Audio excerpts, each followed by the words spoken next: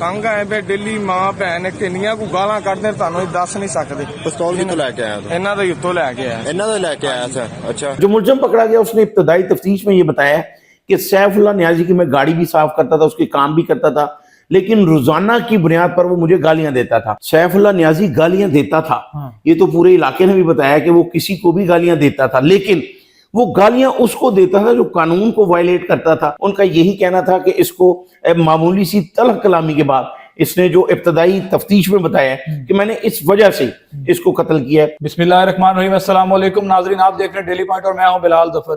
नाज़रीन, सुबह बंद रोड के इलाके में एक बहुत अफसोसनाक वाक़या पेश आया। एक इंस्पेक्टर सैफुल्लाह न्याजी, जिसको एक मैकेनिक जो है वो गोलियां मार देता है और मौके पे वो जहां भाग हो जाता है। उसके बाद ये वीडियो में आप देख रहे हैं कि डीआईजी मौके पर पहुंचते हैं और इंस्पेक्टर जो है वो उस तरह जो है उसकी डेड बॉडी पड़ी हुई है। और इस खबर को ब्रेक करने वाले शिराज निसार साहब, सीनियर क्राइम रिपोर्टर, इस वक्त मेरे साथ मौजूद हैं। इस सारी बात के असल हकायक क्या है, क्यों गोलियां मारी गई हैं, क्यों इस तरह बेदर्दी के साथ एक पुलिस वाले को मार दिया गया, सारी बातें पूछते हैं। अस्सलाम वालेकुम सर। वालेकुम अस्सलाम जी। अच्छा शिराज भाई, क्या वाकया सारा? सुना है कि वो एक मैकेनिक था और ये उसके पास अपनी गाड़ी ठीक कराने के लिए लेके जाता था, असल मुहरकात क्या है? बिलाल, बिल्कुल जिस तरह 15 की कॉल के बाद वहां पर डॉल्फिन पुलिस, सबसे पहले जो डॉल्फिन 102 जो 15 पे कॉल चली कि डॉल्फिन 102 ने अदील नामी एक नौजवान को पकड़ा है जो भाग रहा था फायरिंग के फौरी बाद। जब उससे तफ्तीश की गई तो एसएचओ शेरा कोट मलिक खालिद वो सबसे पहले पहुंचे 15 की कॉल के बाद। तो जब अदील से पूछा तो उसने इकबाल जुर्म भी कर लिया।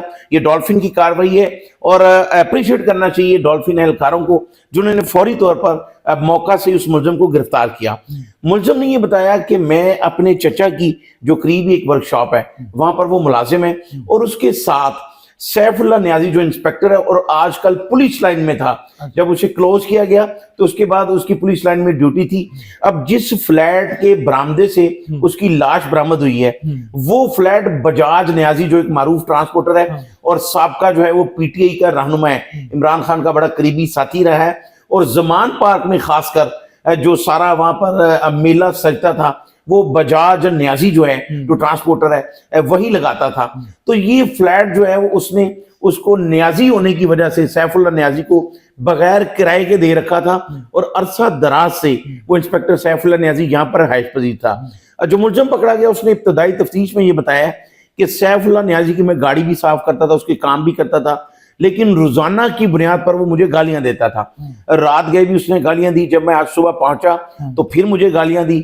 तो 6 गोलियां उसने सैफुल्लाह न्याजी को मारी हैं, जो 6 के 6 खौल भी फ्रेंजिक को मौसूल हो गए हैं, वहां से उन्होंने बरामद कर लिए हैं, अपने कब्जे में ले लिए और मुलजिम जिस तरह इकबाल जुर्म भी कर लिया। और डीएजी ऑपरेशन फैसल कामरान जो मौका पर पहुंचे उन्होंने इस बात की तस्दीक की है कि मुलजिम ने मामूली तलख कलामी के बाद उसे कत्ल किया इंस्पेक्टर को। मतलब ये कहा जा सकता है कि पुलिस वाले जो है अक्सर ज्यादती कर जाते हैं गरीब लोगों के साथ, क्योंकि वो इसका आपके मुताबिक वो इनके काम करता था, गाड़ी साफ करता था, तमाम चीजें, और फिर भी गालियां दी जाती थी। शराज भाई, क्या वजह है कि ये पुलिस वाले जो हैं इस हद तक उन लोगों को, मैकेनिक टाइप लोगों को इस हद तक ले आते हैं कि वो इनकी जान तक को बिलाल, जहां तक सैफुल्लाह न्याजी की बात है तो मैं उसे बहुत पुराना जानता हूं।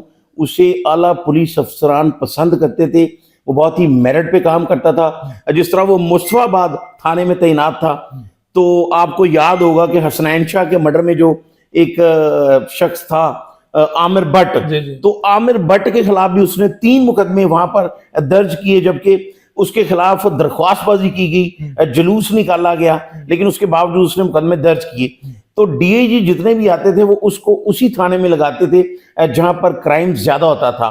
तो क्राइम फाइटर वो था, लेकिन उसकी गालियां निकालने वाली जो आदत थी वो भी बड़ी पुरानी थी। जब मुस्तफाबाद थाने में वो तैनात था तो वहां पर भी एक मुहर्रर जो है उसके हाथापाई उसकी हो गई थी, इसी वजह से कि वो गालियां देता था। तो ये जो मुलजम है जो अदील जिसे हिरासत में लिया गया, उसने भी पुलिस अफसरान को यही बताया कि मुझे मेरे बच्चों के सामने भी गालियां दे देता था और आज सुबह भी जब गालियां दी तो फिर मैंने फायरिंग करके और उसको जो है वो कत्ल कर दिया। इसमें एक बड़ी अहम बात है, जो एसएचओ मौका पर मौजूद थे मलिक खालिद, जो एसएचओ शेरा कोट हैं, उन्होंने जब मेरे साथ बात की तो उनका ये भी कहना था कि ये जो अदील नामी लड़का है सैफुल्लाह न्याजी की वजह से इस इलाके में जो है वो अपना असर रसूख जमाना शुरू कर दिया था। रेडी बानों को, बाकी लोगों को, दुकानदारों को इसने तंग करना शुरू कर दिया था। صرف اس کو یہ پتا تھا کہ سیف اللہ نیازی کا مجھ پہ ہاتھ ہے. تو ایک یہ بھی ایلیمنٹ ہے کہ سیف اللہ نیازی کو جب یہ پتا چلا تو اس نے اس وجہ سے بھی اس کو گالیاں دی کہ تم اس طرح کی حرکت نہ کرو. جس طرح DIG آپریشن فیصل کامران نے کہا کہ قانون کی بالادستی کو قائم کرتے ہوئے سیف اللہ نیازی جب وہ شہید ہوا ہے, تو اس میں یہ بھی ایلیمنٹ شامل ہے کہ گالیاں اس وجہ سے دی کہ وہ سیف اللہ نیازی کا نام استعمال کر کے تو علاقے میں اپنا اثر رسوخ قائم کرنا چاہتا یہ کہا جائے کہ سیف اللہ نیازی نے لاسٹ ٹائم جو اس کو گالیاں دی ہیں وہ صرف اس لیے دی ہیں کہ اس کا نام غلط استعمال کرتا تھا. سیف اللہ نیازی گالیاں دیتا تھا, یہ تو پورے علاقے نے بھی بتایا کہ وہ کسی کو بھی گالیاں دیتا تھا, لیکن وہ گالیاں اس کو دیتا تھا جو قانون کو وائلیٹ کرتا تھا.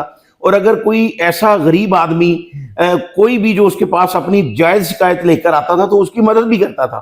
تو یہ اس کا ایک سٹائل تھا گالیاں دینے کا. جس طرح میں نے آپ کو بتایا کہ مصطفیٰ آباد تھانے میں بھی ایک محرر کو اس نے گالیاں دی تو وہ اس کے ہاتھا پائی اس کی ہو گئی اور وہ SP کینٹ تک جو ہے وہ شکایت بھی گئی. بڑا مشہور واقعہ ہوا, بڑا مشہور واقعہ تھا یہ. اچھا شہراز بھائی مجھے یہ بتائیں کہ اب عدیل کے ساتھ کیا ہوگا, کیا قانونی تقاضے پورے کیے جائیں گے یا پھر اپنے ہی ساتھیوں کی فائرنگ سے مار دیا جائے گا؟